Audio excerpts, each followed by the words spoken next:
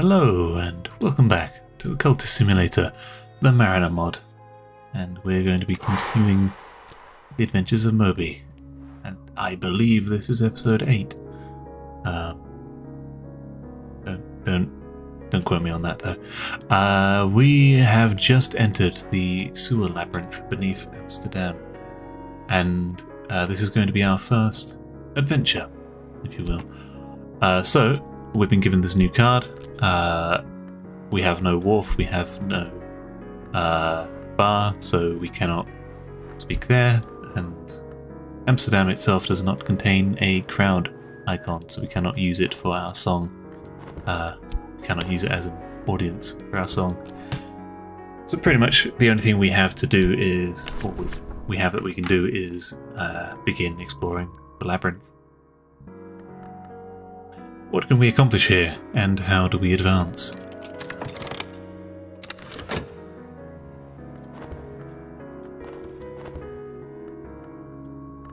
Good thing about being here is we can allow the investigations to disappear while we're away. We have found others underground. Voices just around the corner, other travellers to the bazaar. I could approach the issue in different ways and each carry a risk. They are explorable, they are talkable, and they are navigable. They're also local. We are going to keep searching the labyrinth, however, as we decide what we want to do with this others underground, so we can ponder on them, perhaps. If we step carefully and stick to the shadows, we can follow them to the entrance of the bazaar. So that would likely involve moth for secrecy. What other skills could we put forward? Probably just moth, I think. Sometimes we can use the weather in our favour, but not often. I'm going to send our conman in. We could probably talk to these people as well. Probably have better odds of that, but hey, if we can get it for free, why pay for it? We'll see if 7 moth gets us through. What can we accomplish here, and how do we advance? We've found some riddles on the walls. To ensure the wrong people cannot find the bazaar, the entrance is hidden. To ensure the right people can enter it, they left clues to find your way. And we're going to keep exploring until it says that we've tapped out.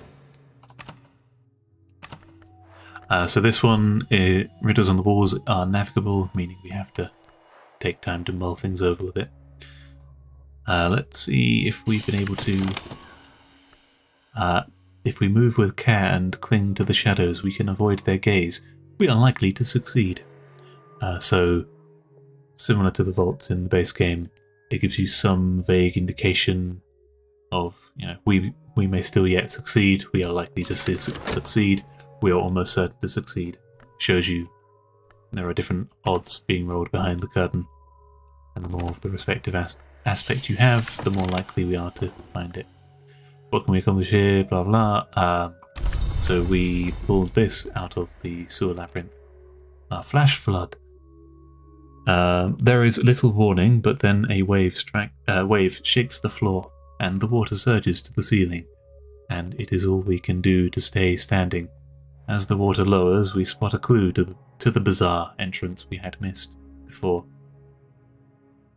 Approach this challenge with Forge or Grail. We don't have Forge, we have some Grail, and we'll send our cook to retrieve whatever's in the sewers. The quickest way to a hidden place is with a guide, and their torchlight guided us as much as them. This time the door is revealed to us. So we got away with not being seen as we followed them. The others underground are still wandering around down here, but we have found a rumour in the North Sea, which we use to combine with scrap of knowledge to make a new location. And we found the labyrinth's end, the place where travel ends. The entrance is here. Barely an indent in the stone. but behind the door is a guardian who expects to be paid only in silver florins. So, we can talk to this labyrinth's end. A small slit opens and a pair of eyes the colour of the canal stare at me. They expect to see a particular coin. They expect to see someone they know, but maybe we can talk our way in. If I had the silver coin I saw on the others here, they would let me in without question. That is a hint.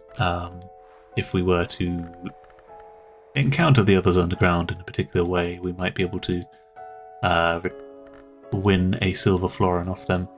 But I think, since let's allow this flash flood to pass and see what happens. We're not in too much of a rush, as the tides here are less eventful. Clue uncovered. I have found part of the labyrinth's riddle. I am one step closer to its solution. So, there are different... what's the words? Different ways to achieve our end goal here. We are looking for... several episodes back, you may not recall, we spoke to the Veiled Lady, and we were looking... She tasked us with retrieving a trinket from that had been taken from her by some quote-unquote sewer rats, hence we are now down in the sewers. So we are here, we're looking for this bazaar where people apparently gather, and supposedly we will find the trinket within. We have found a clue from the surging waters. Part of the water, like a stone in the surf, the water passes around us. Our cook is able to find us a clue. This clue is local and relevant help. Sometimes something local may aid in a task. It will not be useful elsewhere. It could probably have helped us if we wanted to... here we go. We need a few slots. We need 3 clues to be able to solve the riddle on the wall. Instead, we found... I imagine if we solved the riddle, we would have found the labyrinth's end. Instead, we just followed some people here, like you know, if you can't outsmart the maze, outsmart the other idiots who are running through it. So we would like to talk friendly to this man in the hopes that we can, you know, chat our way in. I'm guessing it's going to be some combination of either Grail or Heart might get us in, although a bit of Moth. Moth is also a potential aspect, but we only have 5 Moth to offer. We're going to throw this crew in.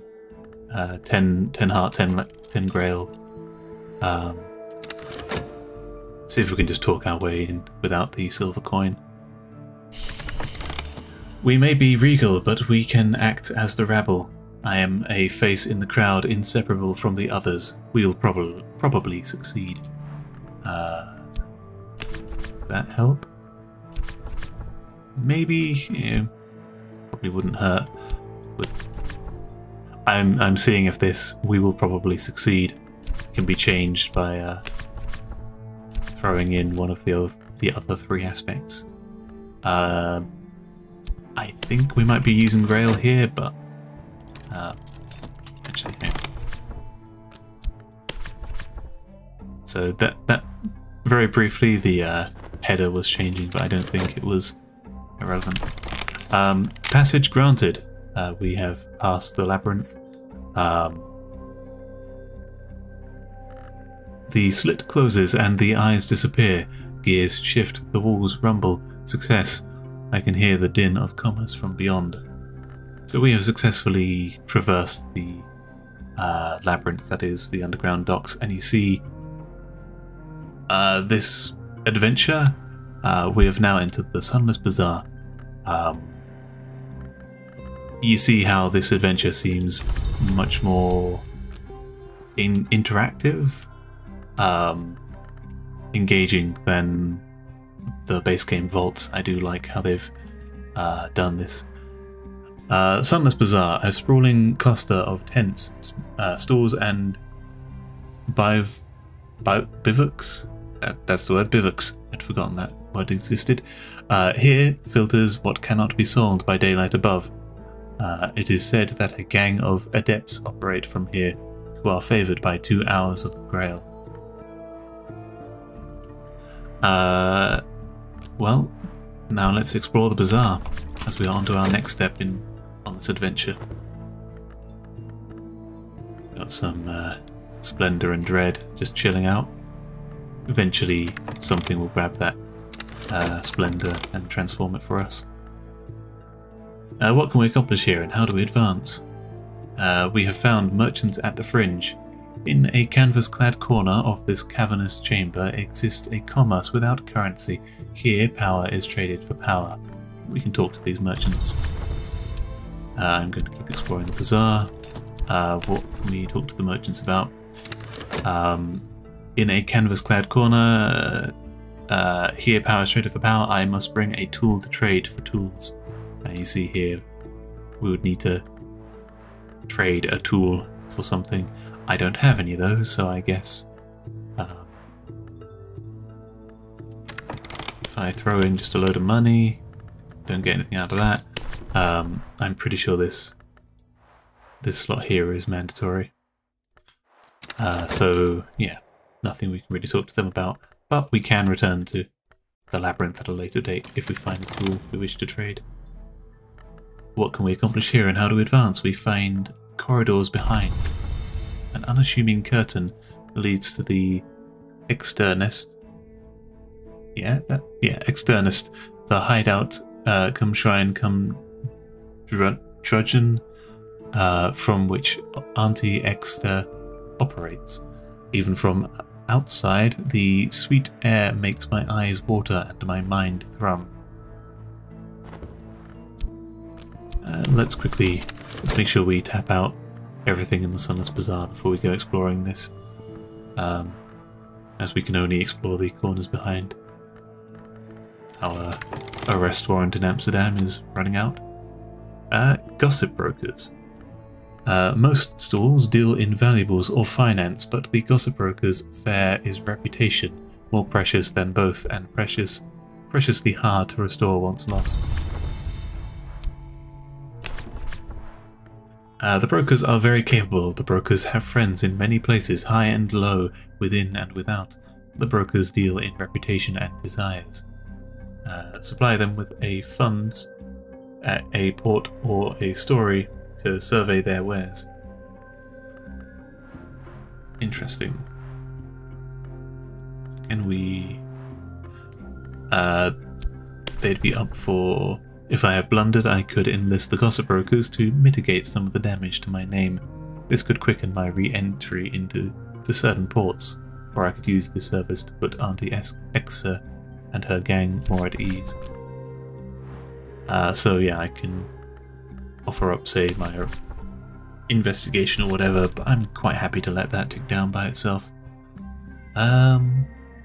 Supply them with funds, a port, or a story to survey their wares. I don't want a story. Where can this go? I can offer them a song, maybe. I don't actually know what to do there.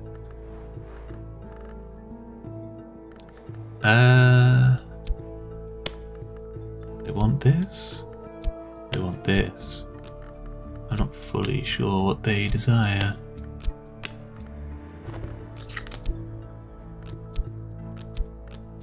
All I've gleaned from them so far is that we can use them to reduce the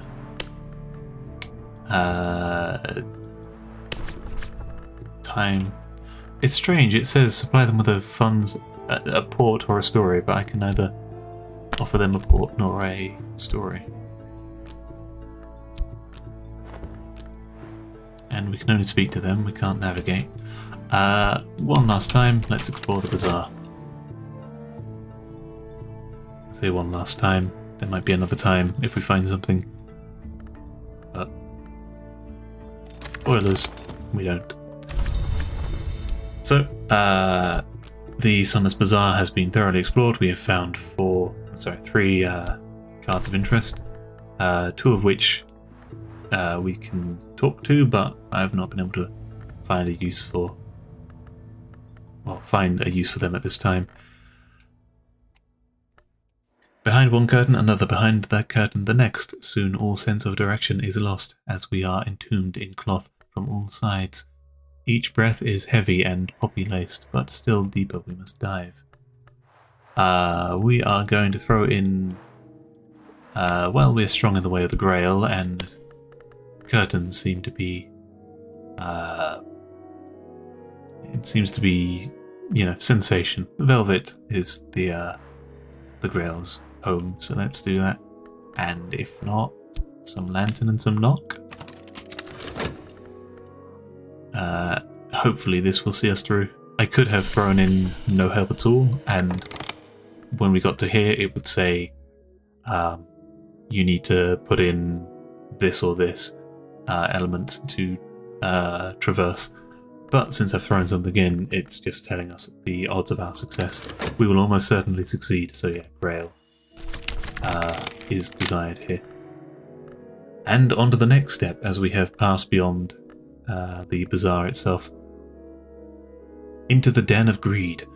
When the final ochre rug is displaced, we have found ourselves in our destination. The sweet smoke is like syrup on our tongue. Bodies have arranged themselves in piles of stupefied bliss. We must be careful if we are not to join them.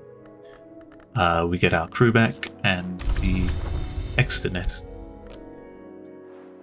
Loaded with pillows and bedded curtains, this is a cozy hole in the ground in which to languish with your treasures. The air has a shiver from more than just the narcotic smoke. This place is beneath the gaze of the hours. And we have the haze accumulates has occurred. The rare herb hangs in the air. Its sweetness could overcome one of us at any moment.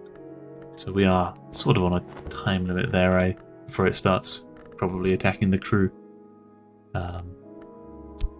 Let's begin exploring the nest.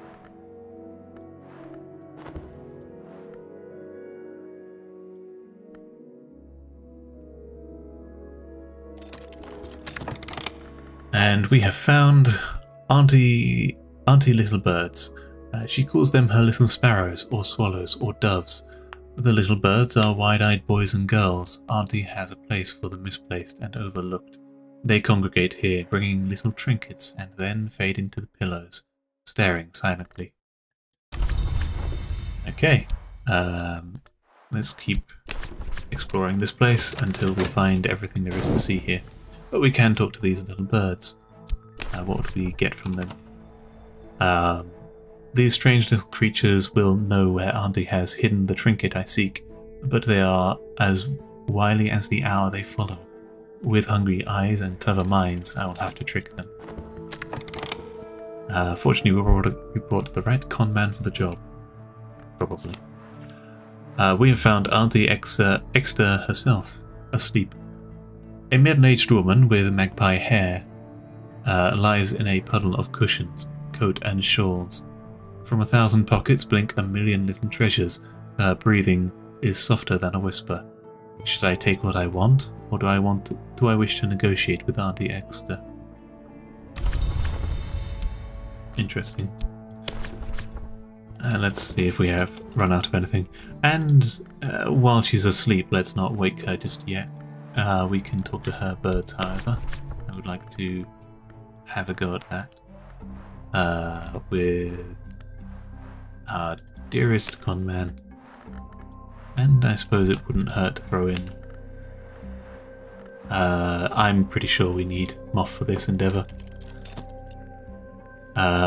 These strange little creatures will know where Auntie has hidden the trinket I seek, but they are as wily as the hour they follow. With hungry eyes and clever minds, I'll have to trick them. I've already read that, but whatever. Something's occurred down here. An uncomfortable acquaintance. A face in the crowd has lit up with recognition. With a raised hand, they elbow their way towards me.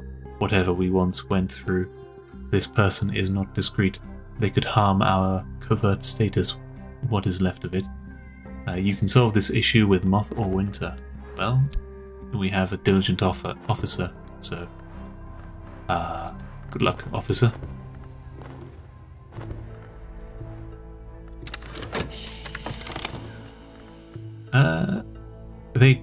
The trick is for them not to be aware that you are pointing them in the wrong direction. We will likely succeed. And there is nothing else we can throw into this to help us, I believe. I challenge them to puzzles, trickier each time. They delight in beating me, slowly waking up from the hazy stupor. When their eyes shine bright and their cheeks dimple, I ask my final question. A single pointed finger is the answer. So we pull the old game of riddles with them, and then we ask them, where's the trinket? A pocket was singled out to me on Auntie's grey overcoat. If I catch her unaware, I could pilfer it quick and easy.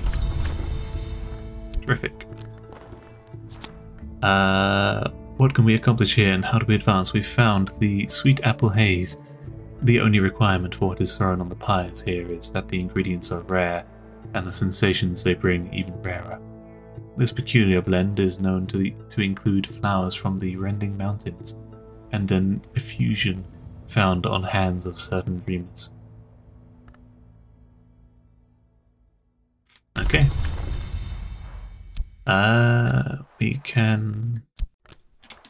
How are we doing for situations? Our fellow is dealing with that. Interesting. Sweet apple haze, like a mist creeping through streets and alleys, the smoke finds its way into passages of our brain.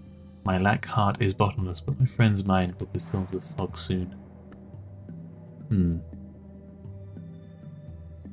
I might do this without any help, and hopefully it will give us a hint as to what we want from that. I feel like there might not be anything left, but let's be sure. I turn my shoulder and disappear into the crowd while our crew intercepts. This boisterous acquaintance is redirected and our reputation untarnished. Good officer.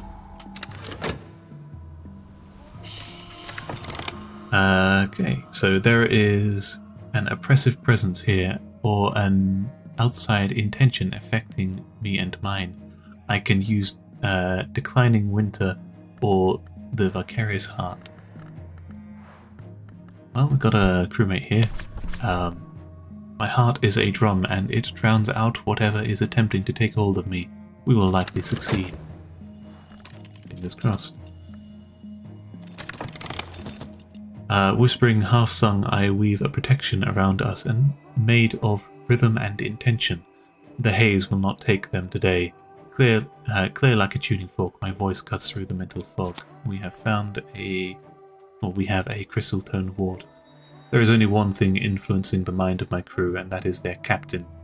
This card will affect some obstacles and events of this adventure from the board.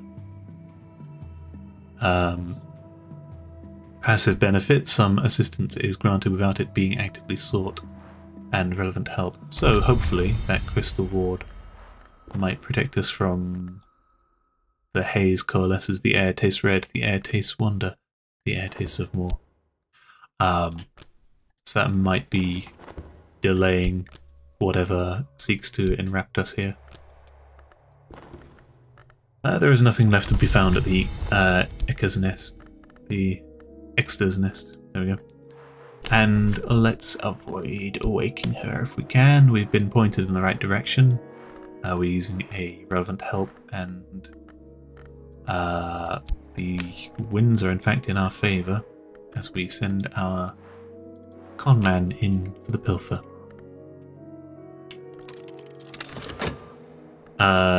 Somewhere in the folds of her clothing, the lady's stolen ring must be kept. She is sleeping so soundly. We could just run our hands through her pockets like wandering spiders until we find what we need. If she wakes up, however, we might lose more than fingers. We could have woken her up and, you know, said, hey, I'll buy the thing from you, but fuck that. I'm not paying for psych when I can steal it.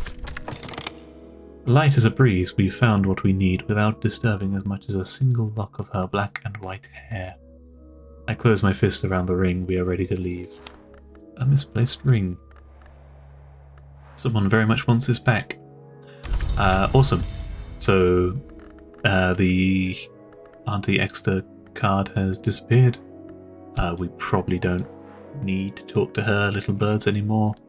The sweet apple haze, the only interaction with that was us protecting ourselves from bad events. I think we are done here. There's nothing left for us. There might be... but what if they know something more? Let's see if we can double down on... can we use the winds? We cannot, but we can send our guy in, see if they'll point us towards any more loot. I'm not sure if there is anything else here, but we've got time. The trick is for that, we cannot commit anything else of use in the moth. They just give us more bird eye aid. Okay, I think we are going to leave this place as we have the ring. The Amsterdam investigation is ticking down. Actually, let's just allow time to pass and see. Clear and cleansing, like by the piercing rays of dawn, the fog of our mind is lifted before it can obscure our judgment. That is, thanks to the crystal ward, I believe, protecting us. The haze coalesces, so it's trying to pull us into the haze, either my crew or myself. But we are resisting. And yeah, we have no notoriety here, so we're safe from suspicion.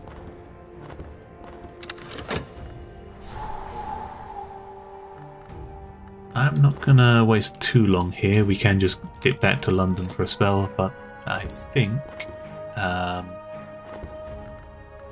yeah, I think there's nothing else of interest to see. We just got this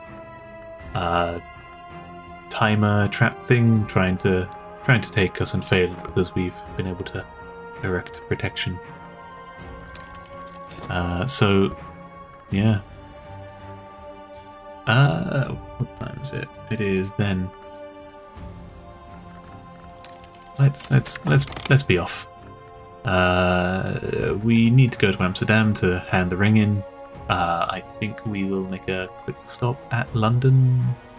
Or should we? See, it does make sense to wait for the rumours to pass. Apologies, we are pulling a delaying tactic, which isn't the most engaging, but I mean, we found a nice place here in amongst the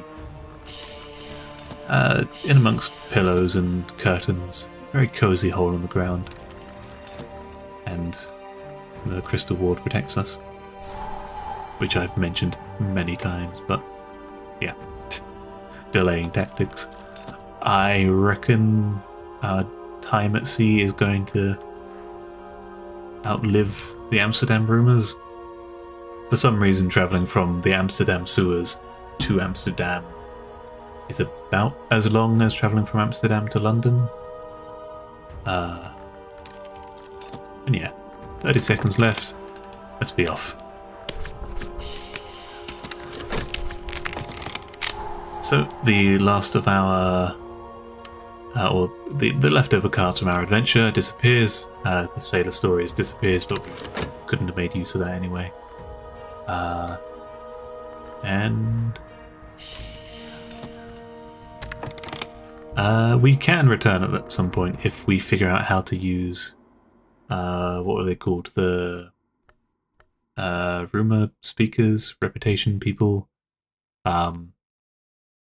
I would like to trade them a story if I can, because we have sailor stories that we get when we arrive there. Friendly race, once more. We can approach it with heart or edge. Well, let's always bring our best hearts to the scene. Sure, that made sense. Though we could have used the storm itself. Not that it matters. The competition pushes our efforts and the wind reward us. We sail the distance in half the time expected. Our rumours have disappeared about us. We can pierce it. Marine mist. Today the marine layer is thick as pea soup, and the feeble ailing sun is not enough to cut through it. We can pierce it with a lantern, or intuit the route with a knock. Well, we have a navigator who can be good for either, and a officer who will help us with the lantern. We can throw in a song. Guided by maps and tools and whatever we can see with our eyes and beyond, we have found our way out without any harm. We've arrived in Amsterdam, and yep, the usual stuff we get from that. It is roughly about wrapping up time, though I am going to give you all the satisfaction of I'm not gonna make you wait. A ring returned. Thank you, I appreciate this favour. The ring disappears into a jewellery box, locked and stowed. Let's get to know each other a little closer now. Yeah, I could have left this as a cliffhanger, but that seems a bit unnecessary. If you're this many episodes in, I'm sure you're quite happy to keep following along. Ring returned. We have... she turns her head slightly. Ask and I will dance, just for you. Speak to a muse about your temptation or dedication to use them as a dedication. She is our muse. So we've finally unlocked her as a potential muse. Which... what the fuck? Now that's something I've not seen before. We are going to have a look at this next episode, as that's a lot of text, and I should probably not get carried away. Thank you for watching. Next episode we will be seeing what new opportunities we have with the Veiled Lady and whatever that event was. Yeah, thank you for watching. Hope you're enjoying the series. See ya.